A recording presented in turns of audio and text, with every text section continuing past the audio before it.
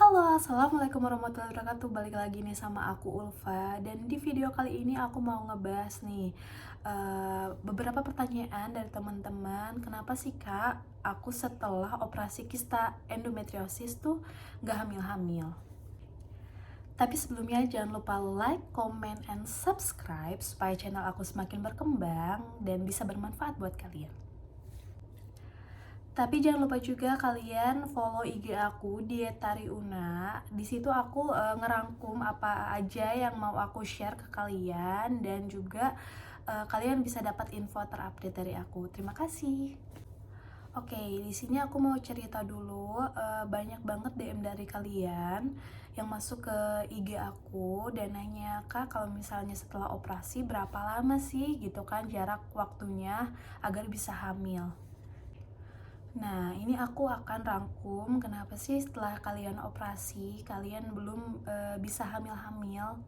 Oke, yang pertama adalah tubuh kita itu memerlukan waktu untuk menyembuhkan dirinya sendiri. Seperti yang kita tahu, kita menjalani operasi di ovarium. Ovarium itu merupakan salah satu pusat hormon pada wanita.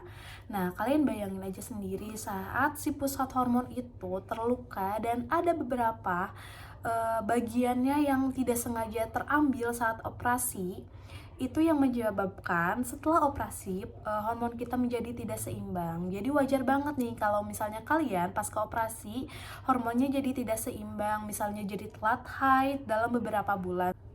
Terus yang kedua adalah pola hidup yang tidak sehat. Aku pernah bilang kan, aku makan apapun setelah operasi tidak ada pantangan sama sekali dan aku bisa hamil, dan itu benar. Dokter aku tidak memantang apapun sama sekali tentang makanan yang aku makan, cuman aku sadar diri kalau misalnya aku ini setelah menjalani operasi dan tujuanku apa selanjutnya, yaitu untuk hamil kan. Nah, aku lebih ke bukan memantang tapi membatasi asupan yang masuk ke dalam tubuh aku. Aku membatasi makanan-makanan yang menurut aku tuh nggak sehat, misalnya gorengan, gula, tepung, makanan-makanan yang menimbulkan lebih banyak peradangan dalam tubuh kita. Karena apa? Karena setelah operasi itu adalah waktu emas nih buat kita untuk bisa hamil. Kalau misalnya kalian gak menjaga diri kalian selama waktu emas ini dalam jangka waktu setahun, takutnya kista kalian akan balik lagi. Oh iya, kalian juga jangan lupa sama satu hal ini. Selain dengan makanan-makanan yang sehat untuk nge-boost tubuh kita menjadi lebih baik, kalian juga jangan lupa olahraga, karena olahraga itu bisa meningkatkan metabolisme kita. Seperti halnya yang kalian tahu kan, kista ini bisa dikalahkan cuma dengan dua hal, yaitu kita hamil atau kita memperbaiki diri kita, meningkatkan metabolisme diri kita agar si kista itu nggak balik lagi.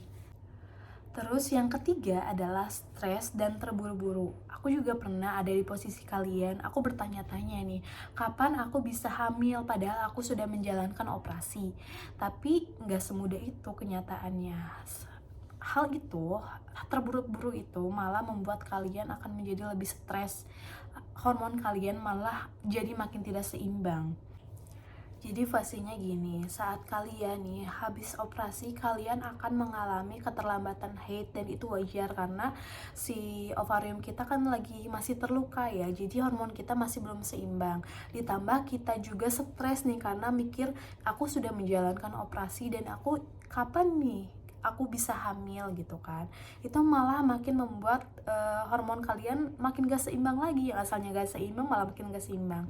Nah, aku pernah menjalankan promil di bulan ketiga pasca aku operasi, tapi ternyata setelah aku ke dokter, aku hanya diresepkan obat penyubur, tidak diresepkan bagaimana nih jadwal berhubungannya. Nah, kenapa dokter tidak menjadwalkan aku jadwal berhubungan? Karena dokter tahu selama beberapa bulan ini hit aku emang gak teratur banget. Jadi dokter pun gak tahu gimana caranya buat ngatur jadwal berhubungan aku. Dokter hanya menyarankan, Bu, coba aja 2 hari sekali selama masa subur. kalian berhubungan, karena dokter pun kan nggak tahu ya kapan masa subur aku ya sebenarnya, karena si jadwal haid aku yang masih nggak teratur. Nah tapi setelah aku memasrahkan, aku nggak promil lagi nih, aku lebih mikir ya udahlah pasrah dulu aja lah, terserah gitu kan, mau hamil kapan, aku mau meluruskan dulu nih, menyembuhkan dulu si luka pasca operasi aku, ovarium aku biar sembuh dulu, terus si jadwal haid aku kembali normal dulu, baru aku promil lagi nih ke dokter. Nah, tapi masya Allahnya banget, di saat malah aku kemarin gagal promil ke dokter, padahal udah dikasih penyubur, dan di bulan setelahnya aku pasrah banget, nggak ke dokter sama sekali. Aku hanya menunggu ya udahlah gitu kan, nanti lagi aja aku menjalankan promil ke dokternya kalau misalnya haid aku udah teratur. Tapi ternyata malahan di bulan tersebut aku dinyatakan positif hamil garis 2. Padahal di situ juga aku telat, tapi telatnya emang beda ya rasanya di badan kita gitu. Yang keempat adalah operasi yang tidak bersih. Kalian pasca operasi akan menjalankan dua pilihan. Yang pertama boleh langsung hamil, dan yang kedua itu adalah menjalankan terapi lanjutan yaitu suntik tapros dan sejenisnya. Oke, ini menurut pengalaman aku ya, kenapa dulu dokter aku bisa menyarankan aku untuk bisa langsung hamil. Karena yang pertama dokter aku bilang si kista endometriosis aku tuh masih tergolong kecil yaitu 5 cm. Tapi ya gak gede ke kecil juga sih, itu adalah ambang batas kita harus dioperasi. Biasanya kalau misalnya di bawah 5 cm itu juga masih bisa diusahakan pakai obat, tapi lama gitu. Nah aku tuh kayak di ambang batasnya, jadi masih mungkin tergolong kecil kali ya.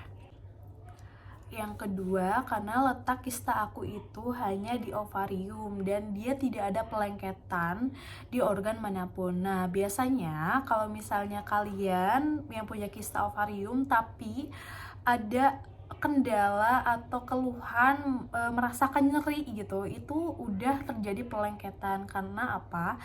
Yang bikin kita endometriosis itu terasa nyeri itu tuh karena pelengketannya sebenarnya, bukan karena kistanya. Nah, kebetulan alhamdulillahnya aku itu hanya kista aja yang melekat di ovarium dan jadi lebih gampang diambil dan dibersihinnya. Nah, kalau misalnya yang udah terjadi pelengketan yang menimbulkan sakit itu biasanya agak susah dan agak tricky untuk ngebersihin si kistanya. Biasanya saat operasi itu dokter ngeliat nih apakah ada pelengketan atau enggak. Nah, kalau misalnya kalian ada pelengketan, biasanya bakal akan dirujuk ke pilihan kedua yaitu suntik tapros. Karena apa? Karena dokternya tidak kompeten, tapi mungkin menjaga agar siapa tahu ada sisa bekas sel yang tidak terambil saat operasi karena pelengketannya parah. Karena apa? Karena kalau misalnya masih ada sisa yang menempel sedikit aja sel endometriosis yang tertinggal saat operasi, itu malah operasi kita tuh bakal jadi percuma gitu. Jadi dokter kenapa menyarankan suntik tapros biar si sisa-sisa sel yang sedikit itu bisa ditangani dulu nih sama obat dan biar bersih semua sehingga kalian bisa melanjutkan promil tanpa hambatan. Terus yang kelima adalah kalian memiliki adenomiosis. Kalian tahu nggak sih sebenarnya adenomiosis itu apa?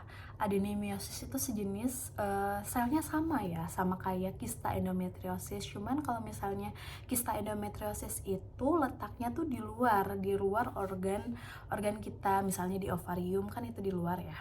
Nah, kalau misalnya si adenomiosis ini selnya sama, sel endometriosis toksik juga. Cuman dia letaknya lebih tricky, yaitu di lapisan-lapisan di rahim kita. Jadi agak masuk ke dalam rahim dia tuh. Dan bentuknya tuh kecil-kecil tapi banyak dia tuh. Makanya kenapa saat operasi dokter itu takut kalau misalnya kita punya adenomiosis. Kenapa? Karena susah banget mengidentifikasi adenomiosis yang sangat kecil.